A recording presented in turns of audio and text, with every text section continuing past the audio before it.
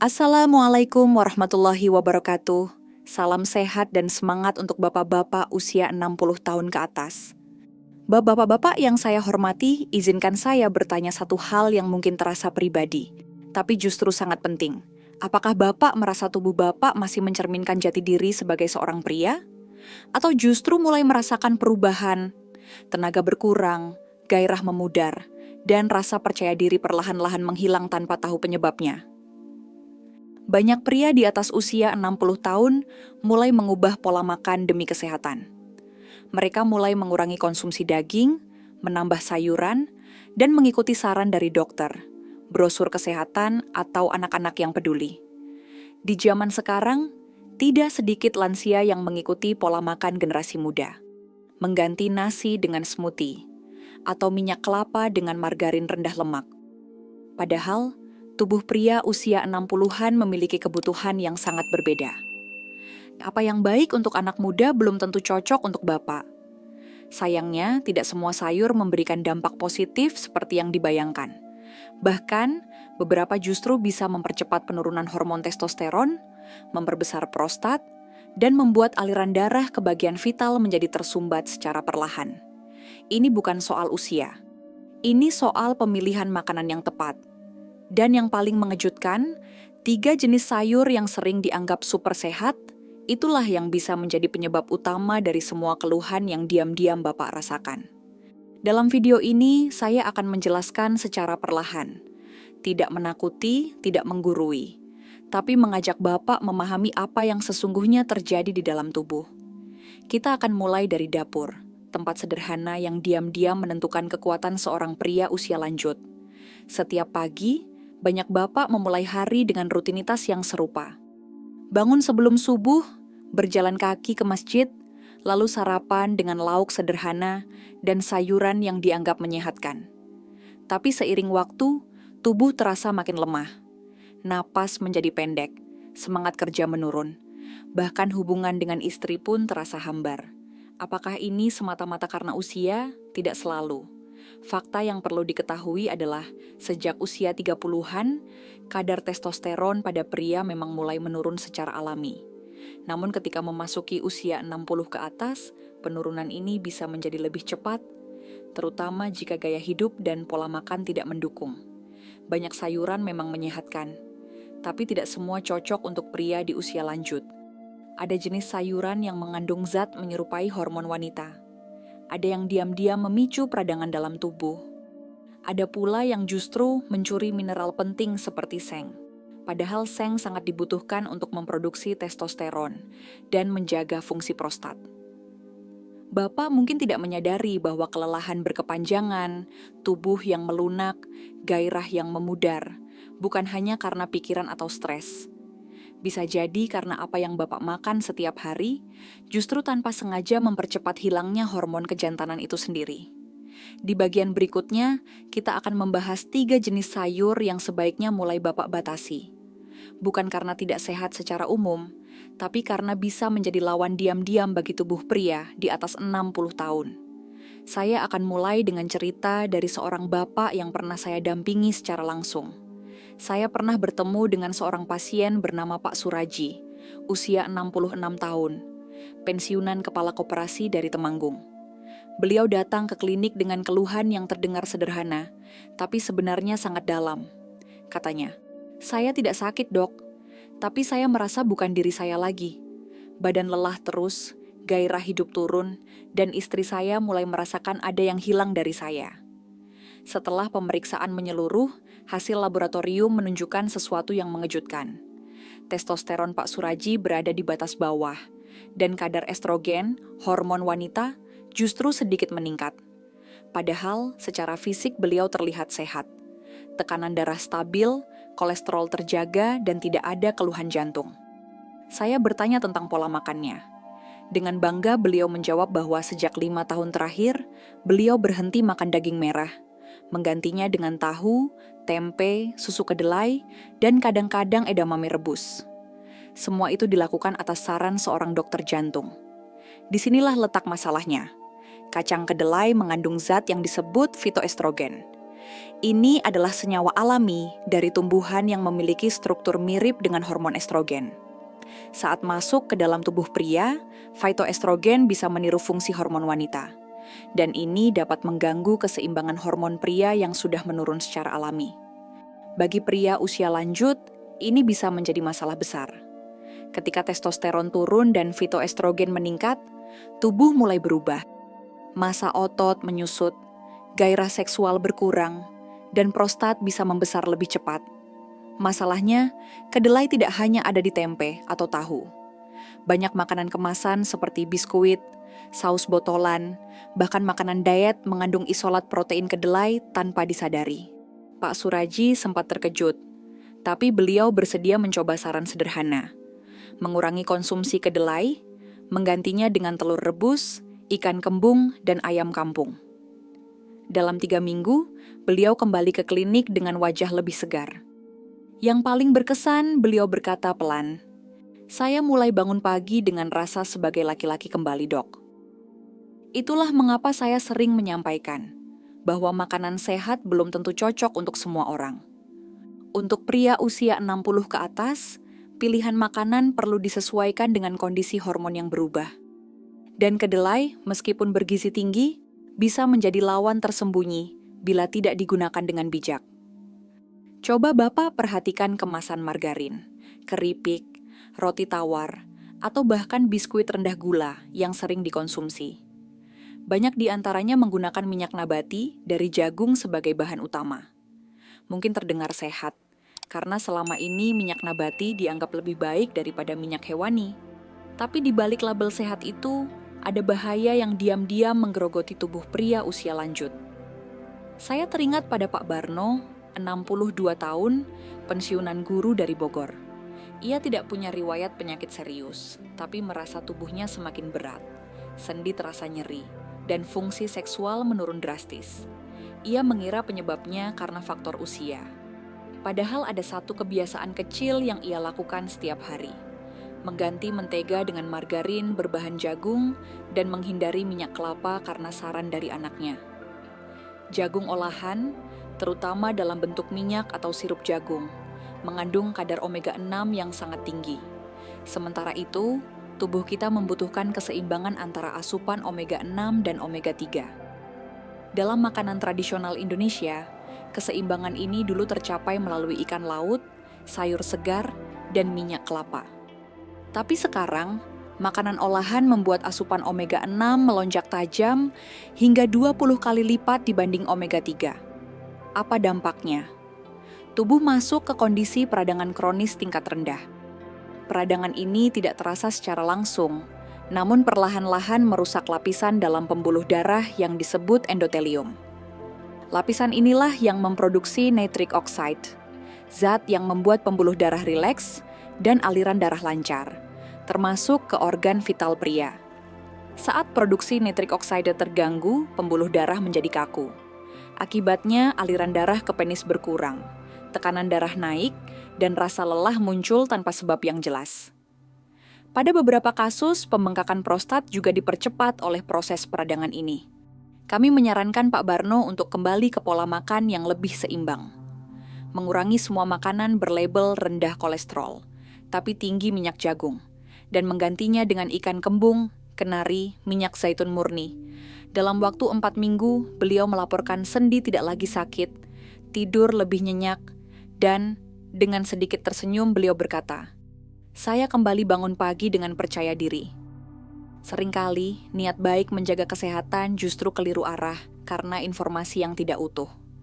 Dan bagi pria di usia lanjut, menjaga kelenturan pembuluh darah adalah kunci menjaga kekuatan maskulinitas. Maka sebelum memilih minyak untuk menumis atau makanan ringan untuk teman teh sore, periksa kembali labelnya. Bisa jadi, ada jagung tersembunyi yang diam-diam memperlemah tubuh Bapak. Di banyak kota besar, terutama di kalangan lansia modern, smoothie hijau menjadi bagian dari rutinitas pagi yang dianggap menyehatkan. Campuran bayam mentah, pisang, dan sedikit madu diyakini bisa membersihkan tubuh, menambah energi, dan membantu menurunkan kolesterol. Tapi kenyataannya tidak semua tubuh pria usia lanjut merespons cara ini dengan baik. Saya pernah menerima pasien bernama Ibu Sulastri, 65 tahun, seorang pensiunan bidan dari Bandung. Anaknya yang bekerja di Jakarta sering membawakan bubuk smoothie dan menyarankan ibunya untuk mengonsumsi bayam mentah setiap pagi. Setelah 2 bulan, Ibu Sulastri mulai mengeluh sering pusing, cepat lelah, dan merasa bingung. Pemeriksaan laboratorium menunjukkan kadar zinc dalam tubuhnya sangat rendah, padahal menu makan hariannya sudah cukup bergizi. Masalah utamanya ada pada oksalat, zat alami yang terdapat dalam bayam mentah. Oksalat bekerja seperti pencuri mineral. Ia mengikat zat-zat penting seperti kalsium, magnesium, dan terutama zinc, lalu mengeluarkannya dari tubuh sebelum sempat diserap. Bagi pria di atas 60 tahun, kehilangan zinc bisa berdampak besar. Kadar testosteron menurun, gairah seksual melemah, dan fungsi prostat terganggu. Yang sering dilupakan adalah bahwa bayam bukanlah sayur berbahaya. Justru kaya vitamin dan antioksidan. Namun cara mengonsumsinya sangat menentukan. Ketika bayam dimakan mentah, kadar oksalat masih tinggi. Tapi jika ditumis ringan atau direbus sebentar, kandungan oksalatnya menurun drastis. Dan tubuh bisa menyerap mineral penting dengan lebih baik. Banyak lansia di daerah justru secara alami sudah menghindari bayam mentah. Sayur bayam bening, tumis bayam dengan bawang putih, atau dicampur telur dalam dadar. Itulah cara yang diwariskan turun-temurun, dan ternyata lebih cocok dengan kebutuhan tubuh usia lanjut.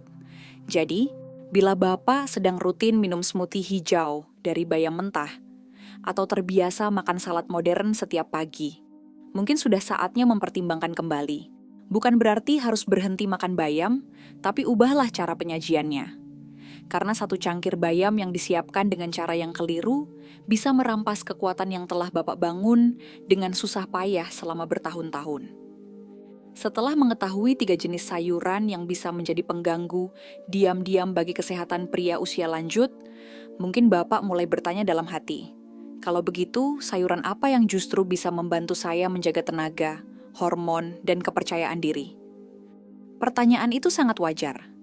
Karena meski ada sayuran yang tidak cocok untuk tubuh pria di atas 60 tahun, ada pula jenis yang justru dapat menjadi sahabat bagi testosteron, memperlancar aliran darah, dan menjaga vitalitas tanpa harus bergantung pada obat-obatan.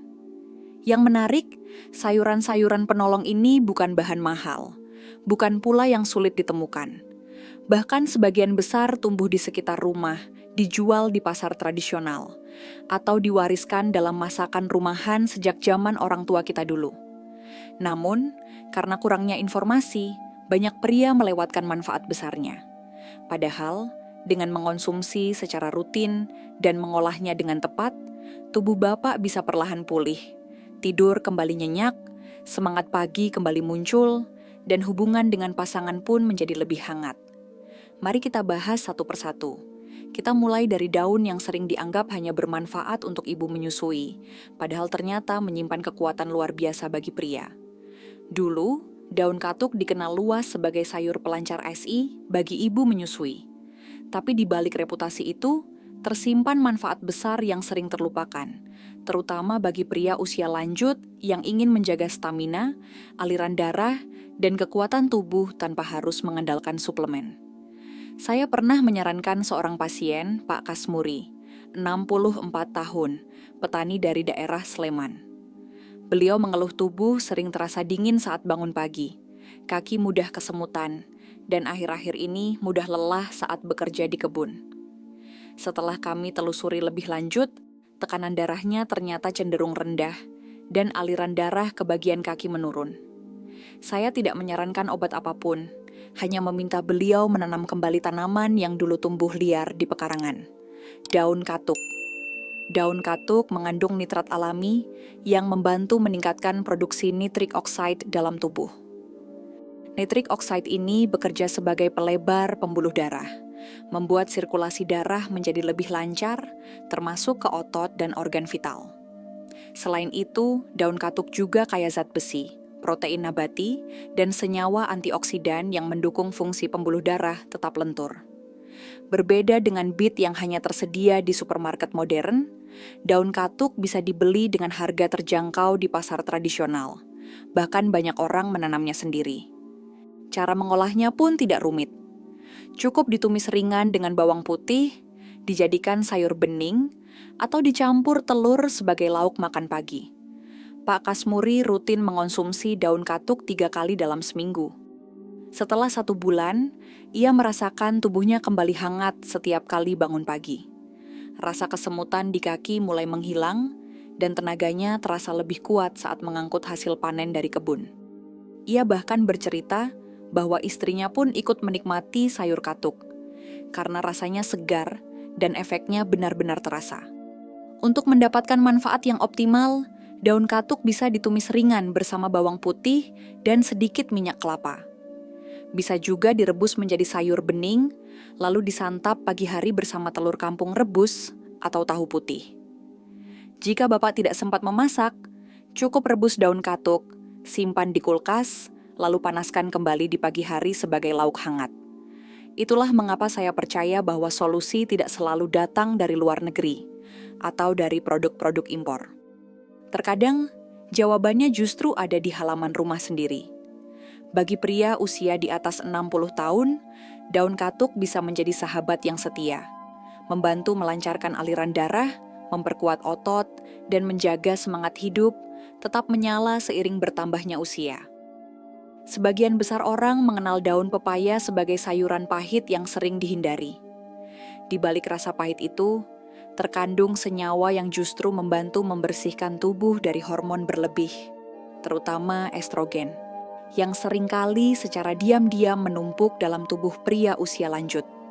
Saya teringat pada Pak Darno, 68 tahun, mantan tukang kayu dari Surabaya. Beliau tidak punya keluhan besar, tapi mulai mengalami susah buang air kecil, perut sering kembung, dan merasa cepat lelah walau hanya menyapu halaman. Pemeriksaan prostat menunjukkan pembesaran ringan, sementara hormon testosteronnya cenderung rendah. Daripada langsung diberi terapi hormonal, saya tanya satu hal sederhana. "Bapak masih suka makan daun pepaya rebus?" Beliau tersenyum. "Waktu muda, iya, sekarang sudah jarang." Daun pepaya mengandung senyawa flavonoid dan enzim papain yang mendukung fungsi hati dalam menetralkan estrogen berlebih. Pada pria usia 60-an, kelebihan estrogen bisa muncul akibat makanan, stres, atau proses penuaan alami. Jika tidak dibuang dengan baik, hormon ini bisa menekan testosteron, memicu pembesaran prostat, menurunkan gairah seksual, dan membuat tubuh terasa lesu. Dengan rutin mengonsumsi daun pepaya, tubuh Bapak mendapat bantuan alami untuk membersihkan hormon sisa. Tidak hanya itu, daun pepaya juga bersifat anti radang dan mendukung sistem pencernaan. 2 hal penting yang sangat dibutuhkan di usia senja. Pak Darno mulai mengonsumsi daun pepaya rebus 2 kali seminggu. Biasanya dipadukan dengan sambal tomat dan tempe goreng. Setelah 3 minggu, beliau merasakan buang air kecil menjadi lancar. Perut tidak lagi kembung, dan tubuh terasa lebih ringan. Beliau bahkan berkata, "Saya mulai bangun pagi dengan semangat seperti dulu, Dok. Daun pepaya memang pahit, tetapi rasa pahit itu bisa dikurangi dengan menambahkan perasan jeruk nipis atau dengan cara merebusnya 2 kali. Lebih dari sekadar lalapan sederhana, daun ini adalah sahabat hormon pria yang bekerja diam-diam dari dalam tubuh. Bagi Bapak yang ingin menjaga keseimbangan hormon tanpa harus bergantung pada obat, daun pepaya bisa menjadi jawaban yang selama ini sudah tersedia di dapur sendiri. Agar lebih mudah dinikmati, daun pepaya sebaiknya direbus 2 kali untuk mengurangi rasa pahitnya, lalu ditambahkan sedikit jeruk nipis atau garam. Kalau Bapak tidak suka rasa pahitnya, bisa juga dicampur ke dalam tumisan bayam atau lodeh santan agar lebih ringan di lidah. Jamur mungkin bukan makanan pokok di banyak rumah tangga, tetapi siapa sangka jamur kuping yang biasa digunakan dalam sup atau capcay ternyata menyimpan manfaat besar bagi keseimbangan hormon pria, terutama dalam melindungi testosteron dari penurunan yang kerap tak disadari. Saya teringat seorang pasien bernama Pak Munir, 65 tahun, seorang pensiunan pedagang kain dari Makassar. Beliau datang dengan keluhan umum. Tubuh mudah lelah, emosi tidak stabil, dan gairah hidup menurun. Padahal, hasil tes laboratorium menunjukkan kadar testosteron totalnya masih dalam batas normal. Namun, setelah dianalisis lebih lanjut, ditemukan bahwa kadar free testosteron, yakni testosteron yang aktif dan benar-benar bisa digunakan tubuh, jauh lebih rendah dari seharusnya. Penyebab utamanya ada pada aktivitas enzim aromatase. Enzim ini secara alami terdapat dalam tubuh dan berfungsi mengubah testosteron menjadi estrogen.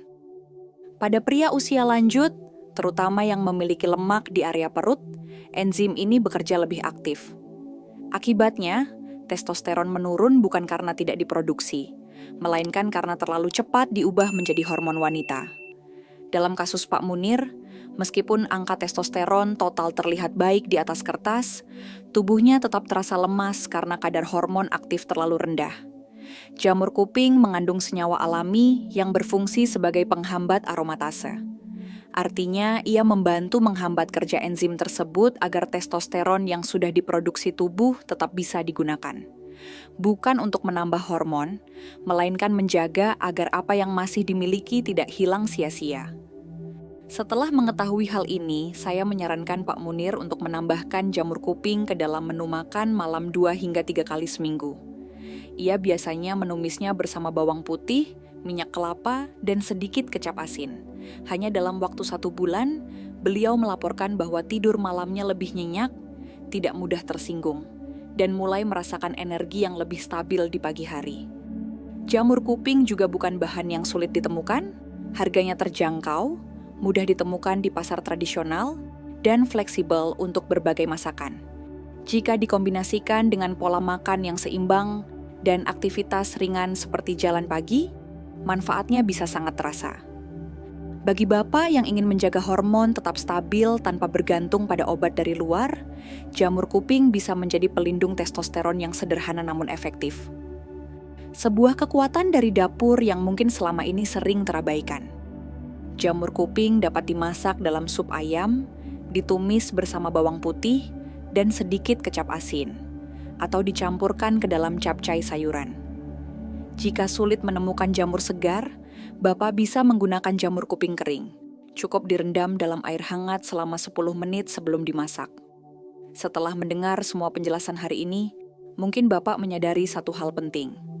Menjaga kadar testosteron di usia 60 tahun ke atas bukan soal menambah hormon dari luar, tetapi tentang bagaimana mempertahankan apa yang masih dimiliki agar tidak hilang perlahan. Yang mengejutkan, jawabannya tidak perlu dicari jauh-jauh, karena justru letaknya ada di dapur rumah Bapak sendiri. Beberapa jenis sayur yang selama ini dianggap sehat, ternyata bisa melemahkan tubuh pria jika tidak disesuaikan dengan usia dan kondisi hormon. Kacang kedelai yang dikonsumsi berlebihan bisa mengganggu keseimbangan hormonal. Minyak jagung dan olahan makanan modern diam-diam memicu peradangan dan menyumbat pembuluh darah. Bahkan bayam mentah yang sering dimasukkan ke dalam smoothie pagi bisa mengikat zinc dan mengganggu produksi testosteron. Tapi jangan khawatir. Di sekeliling kita juga banyak bahan alami yang justru menjadi sahabat tubuh. Daun katuk yang tumbuh liar di pekarangan bisa membantu melancarkan aliran darah. Daun pepaya yang pahit ternyata mendukung pembuangan hormon berlebih. Dan jamur kuping yang sering dilupakan bisa melindungi testosteron dari perubahan menjadi estrogen. Semua itu bukan bahan yang mahal. Tidak perlu obat, tidak perlu suplemen luar negeri. Hanya perlu keberanian untuk mencoba dan sedikit ketelatenan. Bapak tidak kehilangan kejantanannya, hanya saja tubuh Bapak mungkin selama ini terlalu sering dibungkam oleh kebiasaan yang kurang sesuai, tapi belum terlambat. Karena setiap keputusan kecil di dapur, 1 sendok, 1 piring, dapat perlahan mengembalikan semangat yang selama ini Bapak rindukan. Kalau video ini membantu Bapak memahami tubuh sendiri lebih baik, silakan bagikan ke saudara, tetangga, atau teman yang mungkin sedang mengalami hal serupa. Bapak juga bisa tulis komentar di bawah. Apakah ada dari sayur-sayur ini yang sering Bapak makan? Apakah Bapak siap mengubah sedikit demi sedikit pola makan mulai hari ini? Ketik angka 1 kalau Bapak siap. Ketik angka 0 kalau Bapak masih ragu. Nanti kita bahas bersama lagi di video berikutnya. Jangan lupa tekan tombol subscribe dan nyalakan loncengnya, supaya Bapak tidak ketinggalan pembahasan minggu depan seputar sarapan yang bisa membantu memperkuat otot kaki lansia secara alami. Kita bertemu lagi di sana, insya Allah. Terima kasih sudah mendengarkan. Sampai jumpa di video berikutnya. Semoga Bapak selalu sehat, tetap semangat, dan diberkahi kekuatan lahir batin di usia yang penuh makna ini. Wassalamualaikum warahmatullahi wabarakatuh.